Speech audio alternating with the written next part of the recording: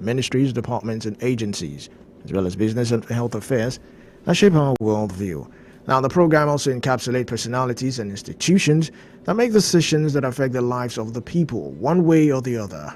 And then we avail you, our listener, the opportunity of calling into the program and ask questions from our guest on the topic of discussion. Once again, welcome to On Record, where every word matters.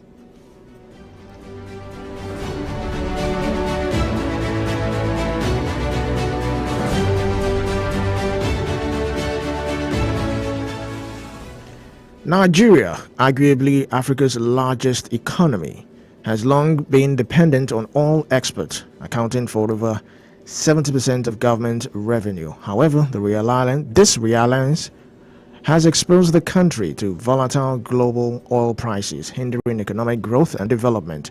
Now, the need for economic diversification and industrialization has become increasingly urgent as Nigeria seeks to reduce its vulnerability to external shocks, create jobs, and lift millions of people out of poverty. Now, with a rapid growing population and vast natural resources, Nigeria has immense potential for economic transformation. Now, Nigeria's economic diversification and industrialization efforts aim to leverage sectors like agriculture, manufacturing, mining, and services to drive growth. The government's economic recovery and growth plan prioritize these sectors, while initiatives like Nigerian Industrial Revolution Plan and the Presidential Enabling Business Environment Council aim to improve the business environment and attract investment. However, challenges persist, including inadequate infrastructure, corruption, and regulatory hurdles.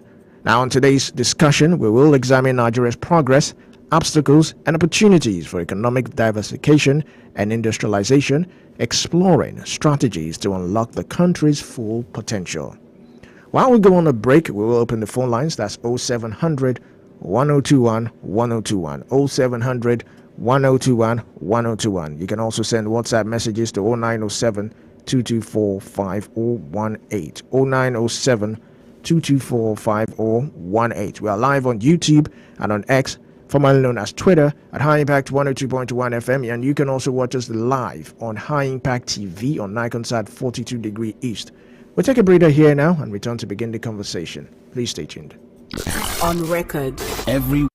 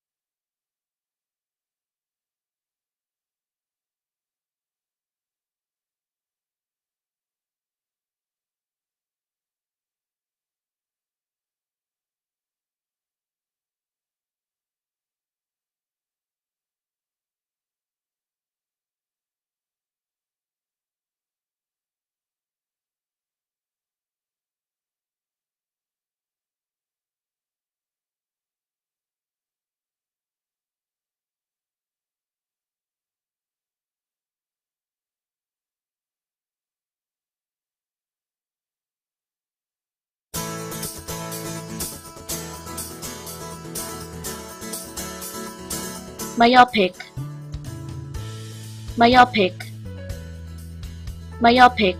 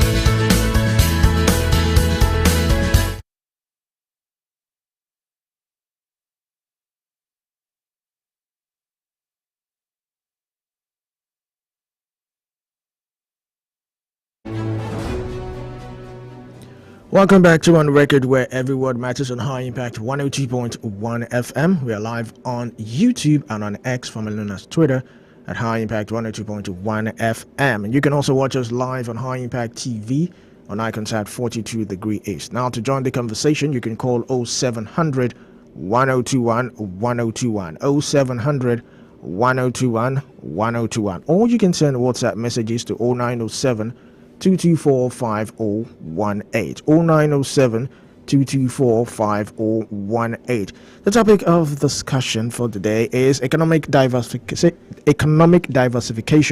and industrialization. And joining us via phone call is Folusho Olakpo. He is a public affairs analyst.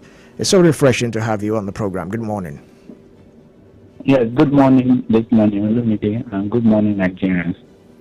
Olumide has Lagos today. Well, Lagos is doing fine. How is Ibadan? Very well, we are good. Thank you very much. All right, so let's kick off the program. All right, so the topic is economic diversification and industrialization. Like I read earlier on, Nigeria has been so dependent on oil. Oil this, oil that, Dangote this, NNPCL that, my fuel price this, that. And, you know, in other countries, they're not talking oil. America has oil, but they're not even talking oil. Okay, Saudi Arabia, much of what Saudi Arabia is, it's oil. They've been able to utilize their oil. The Emirates too, they've been able to utilize their oil. But there's also the need for us to diversify because we have so many mineral resources. We have iron, we have gold, we have this, we have that. We have cocoa, so many things that we have. But the first question is, what strategies can a country implement, to reduce dependence on a single commodity or industry? Okay, thank you, Olumide. First, for ease of understanding, so that we can be on the same page, let us first understand what economic diversification means. It's a process of shifting the economy away from a single income source to multiple income source. So, for instance, Nigeria is only dependent on oil, like you said. So, and this has been the bane of Nigeria, even since then too. Nigeria is like the poster child of a curse of wealth, curse of oil. It appears the oil we are given in Nigeria by God is a curse to us eventually, because our leaders are using it as an instrument to oppress Nigerians, irrespective of the fact that they are the owner of this thing. But unfortunately, it's not being utilized very well. You spoke of Saudi Arabia, the Emirates, yes, and some other countries, United States. Okay, let's even talk about UAE and Saudi Arabia. Of course, they have a very huge and large amount of oil. They are into tourism too. In fact, Saudi Arabia every day, every year, if not every day, people travel there for Hajj and some other things. And for UAE, because they intentionally diversify, use the oil money, to beautify and to ensure that they make their economy to stand, making money from other sources of income than oil alone. But what have we been doing here in Nigeria? Nothing. And if you look at it, even before shortly before independence, Nigeria has always been, all the development that we have in Nigeria is not through oil. It is through agriculture. But immediately in 1958 or thereabout, when oil was the first exploration was carried out in Nigeria. Since then, we've abandoned agriculture and now have stick to oil. And what did that bring us to now? So we have to be suffering because oil is not, we cannot even decide on the prices of oil. It has to conform to international price shocks. You know, the international. Then another thing is quota system. Yes. You know, there must be some quota that you have to produce even at a time so that to avoid gluts and all that. So since we are not even the one that is in control of our own oil too, it means that we are just doing nothing if we just talk or stick to oil income alone. So it is time for Nigeria to diversify. And in diversifying, what should you do? Like the questions you have asked now. Yes. So it takes intentional decision of Nigerian leaders to understand the fact that oil alone cannot take us anywhere. Especially these days that we are having EVs, electric vehicle system, or whatever they call it, that's now using battery. Yeah, we're shifting to energy. Yes, that's shifting to clean energy. Yes. So what are we talking about? We have the solar. We are talking about even CNG in our own Nigeria. So you see, some things are changing, and because it is changing, Nigeria cannot remain at the back seat and be expecting to eat from where it did not so. There's this Yoruba proverb. I don't know how to really interpret it even in English because it may not bring out the real gist there. He said you did not do anything to the palm tree, and you just raise your mouth. You open your mouth and expect palm wine to fall into your mouth. So you have to do something. Oh, Shagilogba or Togorolopa. Okay, shelf any. So it's not free. There's no free food even in Freetown. So you need conscious, intentional effort to diversify, to say, okay, we are not going to be based only on oil. So what can we do? Can we go back to, for instance, agriculture? Can we go back to technology and innovation? Nigerians have been very greatly in other countries around these things that we are talking about. Can we do tourism? Tourism including our Nollywood. Yes, entertainment. Yes, entertainment. That's making a whole lot of money. Individuals are making a whole lot of money in that direction. What is government doing about it?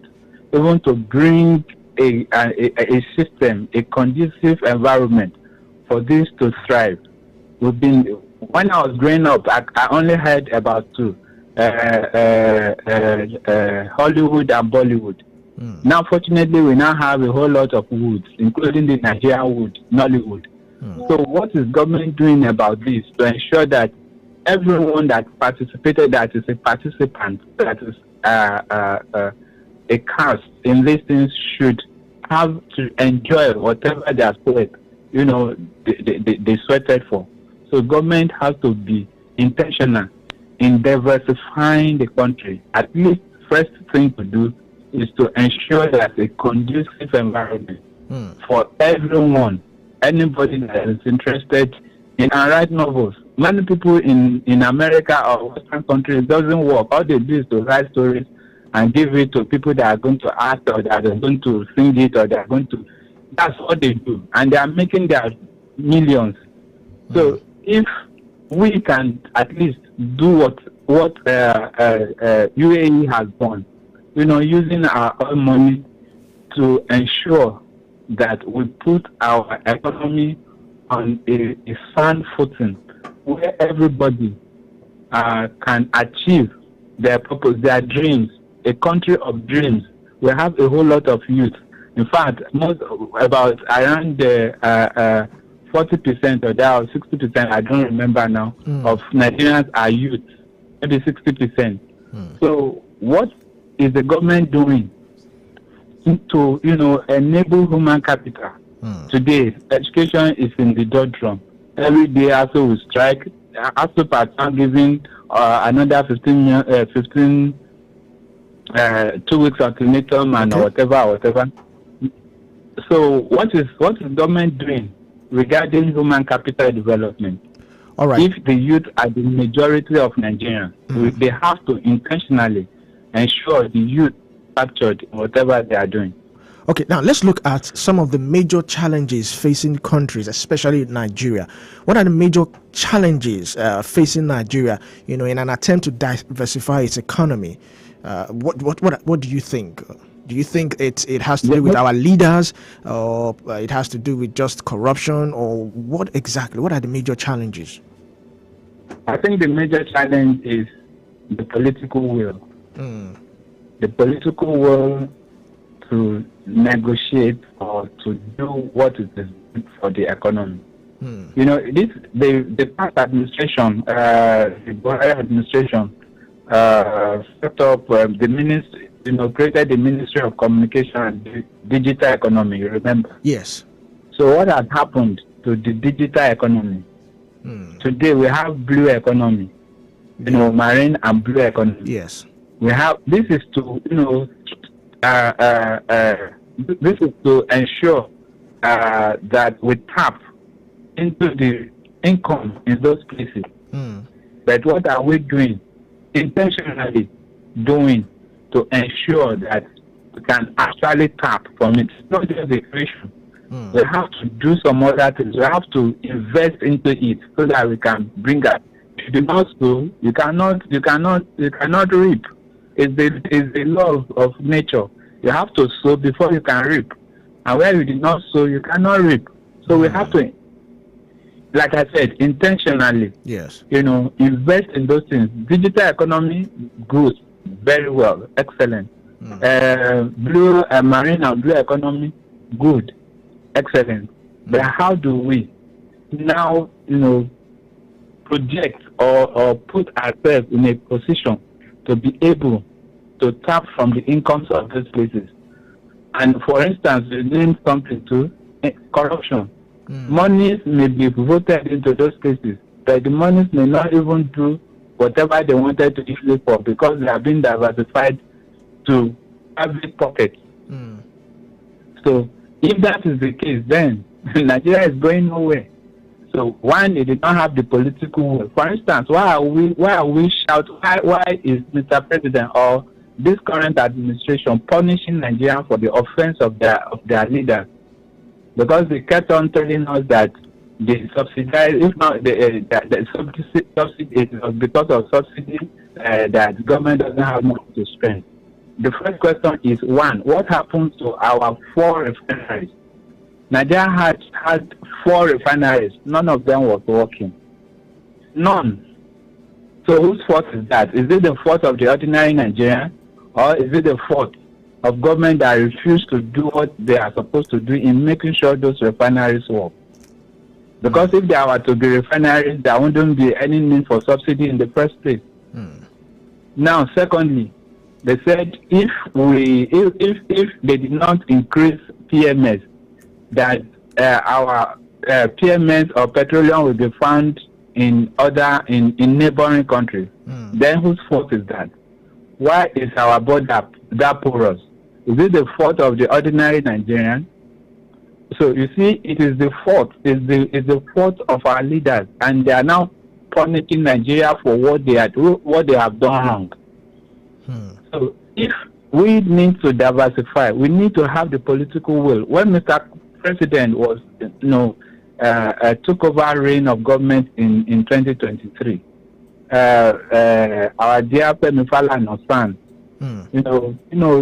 came to the public and told this government that you do not even need anything regarding subsidy, whatever. Just don't even touch subsidy, because they are low-hanging fruit everywhere, going to billions of naira, hundreds of billions that are accruable to Nigeria, but successive government has not been able to get them.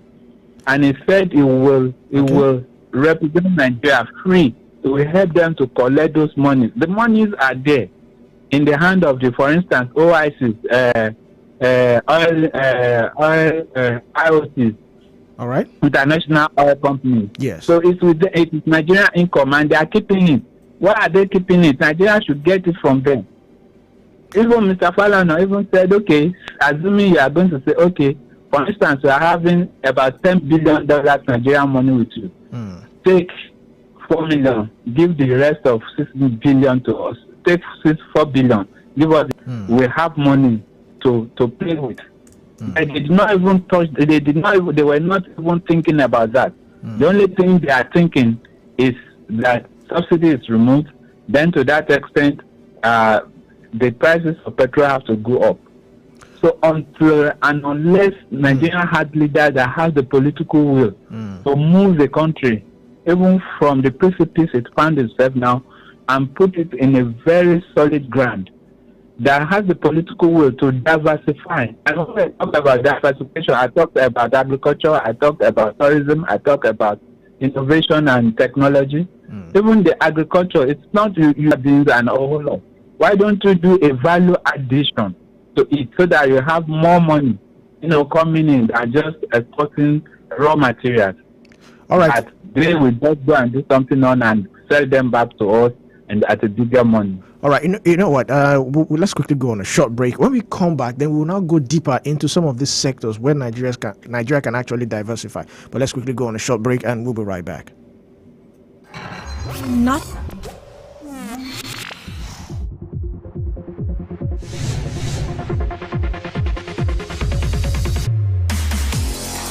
High Impact Radio 102.1 FM. The future is now.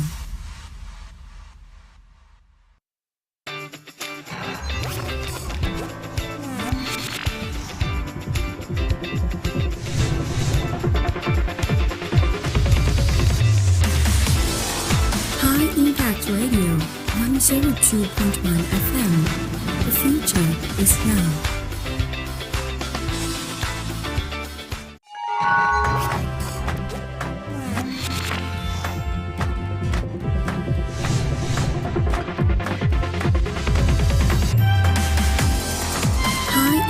Radio 102.1 FM. The future is now.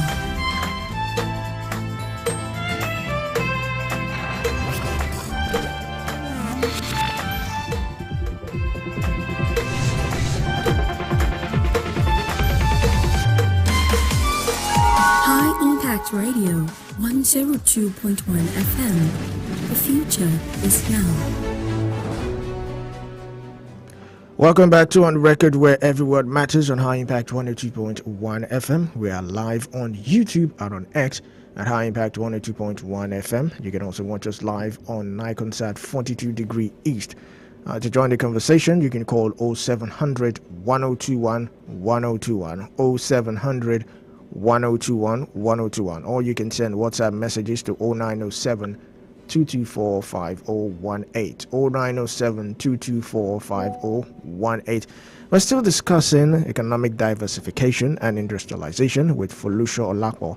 He is a public affairs analyst. Now let's go deeper. Let's talk about technological advancement on industrialization. What is the impact of it? What is the impact of technological advancement on industrialization? You see, fortunately, most Nigerians today, especially most Nigerian youth today, are into technology, ICT. In fact, a whole lot of them are making money from ICT.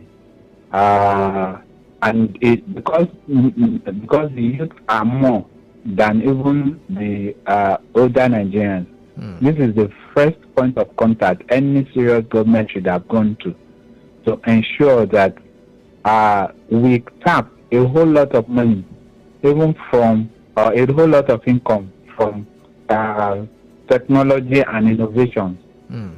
You see, today we have X, we have Facebook, we have this. They are made by some people, and Nigerians are very brilliant. They are doing a whole lot of things abroad individually. If you listen to diaspora radio and whatever, and you listen to what Nigerians are doing abroad, you will marvel. And I begin to think maybe Nigeria is a collective nuisance. Together we cannot achieve anything, but individually people are achieving things. Look at what Dangote, one person alone, was able to do. The refineries Nigeria as an entity has been unable to put in place to make it work. Only single individual made it happen. So this is an aspect that should be very, very dear to any serious government, to making sure that they invest a whole lot of money there so that youth could actually, given soft loans, not this 20 or so something percent or 30% interest that the banks are charging. No, soft loans, maybe single digit interest, even to these people, so that, and give them some incentives, maybe 5-year tax-free and all that, holiday, whatever. So that at the end of the day, they will be able to perfect whatever they have brought even about. So technology and innovation is one of the things that Nigerian government should actually, key into, so that even the youths themselves will be very happy. It's become like a youth government. The youth themselves will be very happy because all these youth, all these people driving Okada and all this, majority of them are graduates, even with masters. But they cannot do anything. They don't have, there's no job, there's nothing. They have to eat. So they have to, the last thing they have to resort to is to do Okada everywhere. So rather than doing that, they have to think with their brains. And brains today, makes more money than all these whatever today. Services and innovations is what is on. So if Nigerian government is actually really ready to diversify the economy, the first point of call is innovation and technology. And why that? Because we have more youth in this country than the aged.